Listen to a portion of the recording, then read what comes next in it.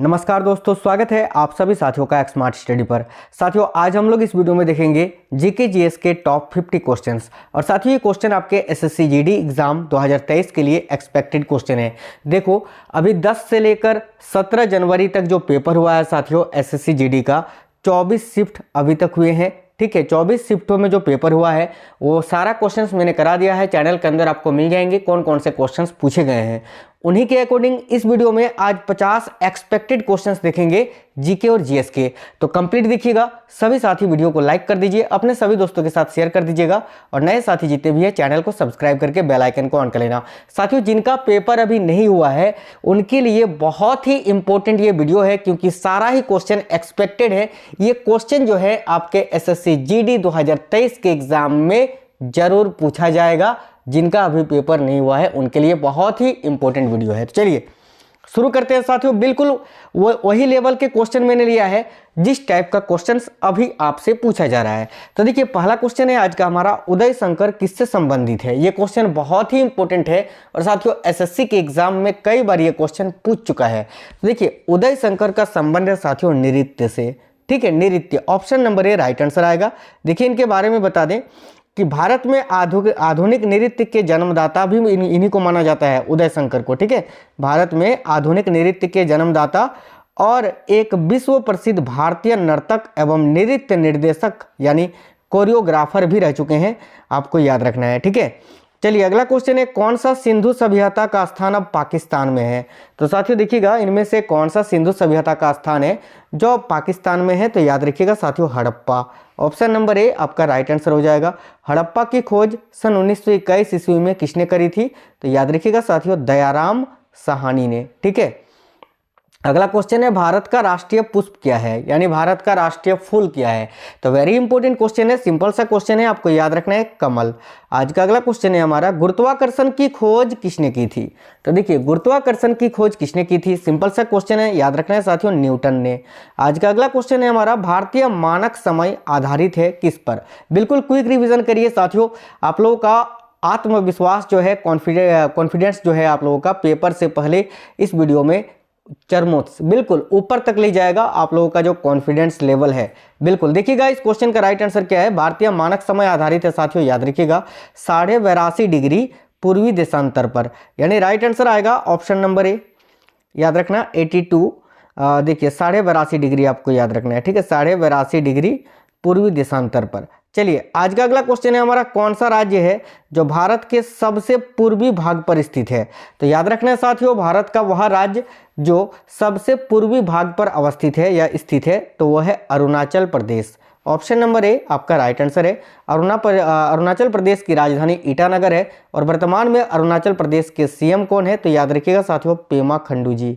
चलिएगा अगला क्वेश्चन है, राष्ट्रीय रक्षा अकेडमी कहाँ स्थित है। तो देखिए राइट आंसर आ जाएगा साथियों ऑप्शन नंबर ए, देहरादून में। साथियों इस वीडियो के अंत में मैं एक क्वेश्चन भी आपसे पूछूंगा जो बहुत ही इंपॉर्टेंट है, और उस क्वेश्चन का आंसर आप लोगों को कमेंट बॉक्स में कमेंट करके बताना है। वो क्वेश्चन इस वीडियो के लास्ट में पूछूंगा आपसे। देखिएगा, संविधान के प्रारूप समिति के चेयरमैन कौन थे। तो देखिएगा, संविधान के प्रारूप समिति के चेयरमैन या अध्यक्ष कौन थे, ये पूछा गया है। तो साथियों याद रखिएगा, डॉक्टर भीमराव अंबेडकर जी। आज का अगला क्वेश्चन है हमारा, नींबू और संतरे में कौन सा विटामिन पाया जाता है। तो साथियों नींबू और संतरे ये खट्टे कुल के फल होते हैं और खट्टे फल में विटामिन सी पाया जाता है। तो विटामिन सी आपका राइट आंसर आ जाएगा। अगला क्वेश्चन है, लक्षद्वीप की राजधानी कहाँ है। तो देखिए, लक्षद्वीप भारत का एक केंद्र शासित प्रदेश है जिसमें कुल मिलाकर 36 द्वीप हैं और लक्षद्वीप जो है साथियों ये अरब प्रायद्वीप में स्थित है। याद रखना, अरब प्रायद्वीप में। ठीक है, लक्षद्वीप की जो भाषा है वो है मलयालम, याद रखना मलयालम।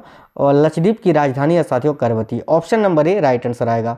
अगला क्वेश्चन है, कालीबंगा में उत्खनन कब प्रारंभ हुआ था, यानी कालीबंगा में उत्खनन जो है इसका प्रथम चरण जो है यह कब प्रारंभ हुआ था। तो आपको याद रखना है साथियों 1961 में, यानी 1961 में। देखिएगा, कालीबंगा का शाब्दिक अर्थ क्या होता है।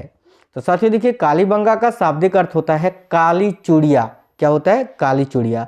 याद रखना, ये भी सिंधु घाटी सभ्यता स्थल है और ये कहाँ पर स्थित है, तो भारत के राजस्थान में। ठीक है, भारत के राजस्थान राज्य में।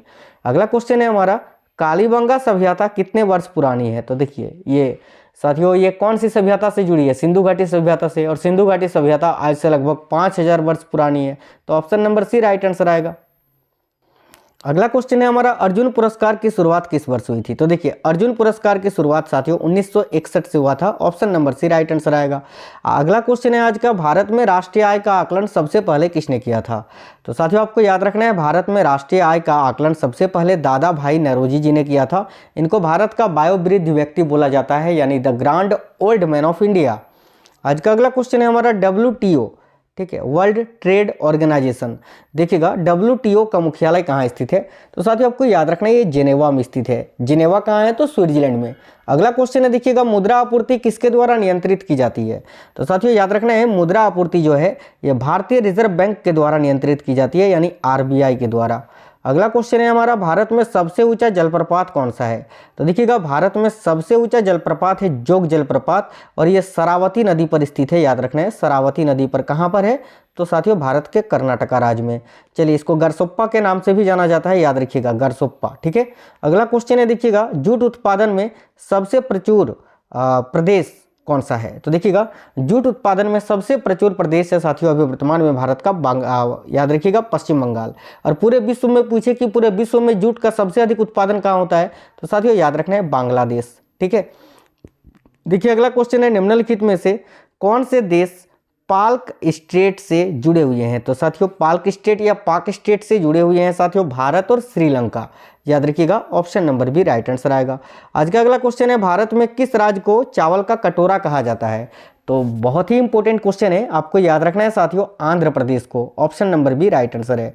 अगला क्वेश्चन है, ओजोन परत कहाँ पाई जाती है? तो देखिए ओजोन परत जो है वेरी इंपॉर्टेंट क्वेश्चन है, आपको याद रखना है साथियों समताप मंडल में पाया जाता है। समताप मंडल देखिए वायुयान वगैरह जो उड़ता है ना वो किस मंडल में? तो यही समताप मंडल में, स्ट्रेटोस्फीयर इसको बोलते हैं इंग्लिश में। अगला क्वेश्चन है आज का हमारा, महात्मा गांधी का राजनीतिक गुरु कौन था? तो साथियों देखिएगा महात्मा गांधी जी के राजनीतिक गुरु कौन थे? तो याद रखना है साथियों Gopal Krishna Gokhale. Option number B आपका राइट आंसर है। अगला क्वेश्चन है, डेसिबल शब्द किससे संबंधित है? तो देखिए डेसिबल से क्या मापा जाता है साथियों? डेसिबल से ध्वनि की तीव्रता को मापा जाता है। तो ध्वनि राइट आंसर आएगा। ऑप्शन नंबर सी ध्वनि से संबंधित है। अगला क्वेश्चन है हमारा, अंग महाजनपद की राजधानी कहाँ थी? तो देखिए अंग महाजनपद की राजधानी थी साथियों चंपा में। याद रखिएगा Champa. Option number D right answer है। शांत घाटी किस राज्य में स्थित है? शांत घाटी जिसको द साइलेंट वैली कहा जाता है इंग्लिश में। तो ये शांत घाटी या साइलेंट वैली जो है ये कहाँ पर स्थित है? तो साथियों आपको याद रखना है केरल में। Option number B right answer है। भारत का केंद्रीय औषधि अनुसंधान संस्थान कहाँ स्थित है? तो देखिएगा भारतीय केंद्रीय औषधि अनुसंधान संस्थान जो है ये लखनऊ में है। औषधि के अलावा विष याद रखना, विष भी आपका लखनऊ में है, और वानस्पतिक भी जो है वह लखनऊ में है। अगला क्वेश्चन है साथियों देखिएगा, कृषि उत्पादों की कोटि किस प्रकार निर्धारित की जाती है? तो देखिए कृषि उत्पादों की जो कोटि होती है साथियों वो एग मार्क, याद रखिएगा एग मार्क पर निर्धारित की जाती है। एग मार्क साथियों ये खाद्य पदार्थों पर लगाया गया एक आश्वासन मुहर होता है जिससे उसके गुणवत्ता यानी उसकी क्वालिटी, उस पदार्थ की क्वालिटी का पता चलता है। अगला क्वेश्चन है देखिएगा, इंसुलिन का आविष्कार किसने किया था? तो याद रखना है आपको इंसुलिन का आविष्कार किया था साथियों एफ बेंटिंग ने। एफ बेंटिंग याद रखिएगा, थोड़ा टाइपिंग मिस्टेक है। चलिएगा अगला क्वेश्चन है, अमेरिका की खोज किसने की थी? देखिएगा वास्को डी गामा ने भारत की खोज की थी, और आपको अमेरिका का यहाँ पूछा है तो कोलंबस आपको याद रखना है। तो ऑप्शन नंबर डी आपका राइट आंसर आ जाएगा। आज का अगला क्वेश्चन है हमारा, पित्त का स्रोत क्या होता है? साथियों आप लोग वीडियो को जरूर लाइक करते चलिएगा। मैंने इस वीडियो में वही क्वेश्चंस लिए हैं, वही लेवल के क्वेश्चन, जिस लेवल के क्वेश्चन इस बार पूछा जा रहा है, तो आपको पढ़ना भी वही है। देखिए पित्त का स्रोत क्या होता है, यानी पित्त कहाँ से बनता है? तो याद रखिएगा यकृत से। अगर आपसे ये पूछे कि पित्त कहाँ जमा होता है, ठीक है, तो याद रखना पित्ताशय में। चलिए इस क्वेश्चन का राइट आंसर यकृत आएगा, लीवर। अगला क्वेश्चन है, किस देश में विक्रम संवत आधिकारिक कैलेंडर है? तो साथियों जिस तरह भारत में ग्रोगेरियन कैलेंडर को मान्यता प्राप्त है, उसी तरह ये विक्रम संवत एक कैलेंडर है, ये किस देश में इसको जो है आधिकारिक प्राप्त है? तो आपको याद रखना है नेपाल में, ठीक है, नेपाल में। Option number D right answer है। अगला क्वेश्चन है, गांधी जी द्वारा सन 1933 तक संपादित समाचार पत्र का क्या नाम था? तो देखिएगा वेरी इंपॉर्टेंट क्वेश्चन है साथियों, ये आपको याद रखना है young India. Option number D right answer है। अगला क्वेश्चन है साथियों, भारत सेवक समाज की स्थापना किसने की थी? यह भी क्वेश्चन वेरी इंपॉर्टेंट है। आप सभी को याद रखना है साथियों, भारत सेवक समाज की स्थापना जो है गोपाल कृष्ण गोखले ने की थी। गोपाल कृष्ण गोखले जो गांधी जी के राजनीतिक गुरु थे। चलिए अगला क्वेश्चन है, उस विटामिन का नाम बताइए जो किसी भी मांसाहारी भोजन से या भोजन में नहीं मिलता है। तो साथियों इनमें से वो कौन सा विटामिन है जो किसी भी मांसाहारी भोजन में नहीं मिलता है? याद रखिएगा साथियों, vitamin D. Option number C आपका राइट आंसर आएगा। विटामिन डी का सबसे अच्छा स्रोत होता है, याद रखिएगा, सनलाइट यानी सूर्य का प्रकाश। चलिए अगला क्वेश्चन है, सूर्य के सबसे निकट में कौन सा ग्रह है? देखिए सूर्य के सबसे निकट में कौन सा ग्रह है? तो याद रखिएगा Budh. Option number B right answer है। अगला क्वेश्चन है, यूरेनियम विखंडन की सतत प्रक्रिया को जारी रखने में किस कण की जरूरत होती है? तो याद रखना साथियों, यूरेनियम विखंडन की सतत प्रक्रिया को जारी रखने में न्यूट्रॉन की जरूरत होती है, न्यूट्रॉन। याद रखिएगा, option number C right answer है। अगला क्वेश्चन है, पेट्रोल की स्फोटक रोधी गुणवत्ता को बढ़ाने के लिए निम्नलिखित में से किसे इस्तेमाल किया जाता है? तो याद रखना है आपको टेट्राएथिलेड, लेड यानी सीसा। Option number A right answer आएगा, टेट्राएथिलेड का। अगला क्वेश्चन है, 5वीं पीढ़ी के कंप्यूटरों में क्या उपलब्ध नहीं है? तो देखिए 5th जनरेशन के जो कंप्यूटर हैं उनमें बोली की पहचान ये तो उपलब्ध है, ये कृत्रिम बौद्धिकता ये भी है, और अत्यधिक एकीकरण ये भी है, निर्वात ट्यूब ये नहीं है। ठीक है, बिल्कुल, ये द्वितीय पीढ़ी के जो कंप्यूटर होते थे उनमें प्रयोग होता था। अगला क्वेश्चन है, देखिएगा, वह प्रथम महिला कौन थी जिसने 7 प्रमुख सागर तैर कर पार किए थे? तो याद रखिएगा साथियों, वह प्रथम महिला, तो याद रखिएगा बुला चौधरी, जिन्होंने 7 प्रमुख सागर को तैरकर पार किया था। अगला क्वेश्चन है, भारत के नियंत्रक एवं महालेखा परीक्षक का कार्यकाल कितना वर्ष का होता है? तो साथियों देखिएगा, भारत के नियंत्रक एवं महालेखा परीक्षक के कार्यकाल जो है वो 6 वर्ष का होता है। और अभी वर्तमान में भारत के नियंत्रक एवं महालेखा परीक्षक कौन है, यानी कैग, आप हमें कमेंट बॉक्स में कमेंट करके बताएंगे। ठीक है, चलिए मुर्मू है, लास्ट में उनका नाम मुर्मू है। ठीक है, लेकिन आपको पूरा बताना है, कमेंट बॉक्स में कमेंट करके बताइए। अगला क्वेश्चन है साथियों, देखिएगा, पंचशील के सिद्धांतों का प्रस्तावक कौन था? तो देखिएगा, पंचशील के सिद्धांतों का प्रस्तावक कौन था? तो आपको याद रखना है पंडित जवाहरलाल नेहरू। साथियों पंचशील समझौता जो है ये भारत और चीन के बीच में हुआ था, आप सभी को पता होगा। अगला क्वेश्चन है, मधुमक्खियों के प्रजनन एवं प्रबंधन को क्या कहते हैं? तो देखिएगा, बहुत ही इंपॉर्टेंट क्वेश्चन है साथियों, मधुमक्खियों के प्रजनन एवं प्रबंधन को एपीकल्चर कहते हैं। तो ऑप्शन नंबर डी इस क्वेश्चन का राइट आंसर आएगा। अगला क्वेश्चन है, युआन किस देश की मुद्रा है? तो देखिए युआन जो है साथियों ये चीन की मुद्रा है, और यहीं पर अगर आपसे येन पूछेगा, येन, तो ये जापान की मुद्रा है। ठीक है, अगला क्वेश्चन है, संतोष ट्रॉफी जो है ये किस खेल से संबंधित है? तो साथियों आपको याद रखना है संतोष ट्रॉफी का संबंध है फुटबॉल से। Option number A right answer आएगा। देखिएगा, आज का अगला क्वेश्चन है हमारा, कथकली शास्त्रीय नृत्य किस राज्य से शुरू हुआ था?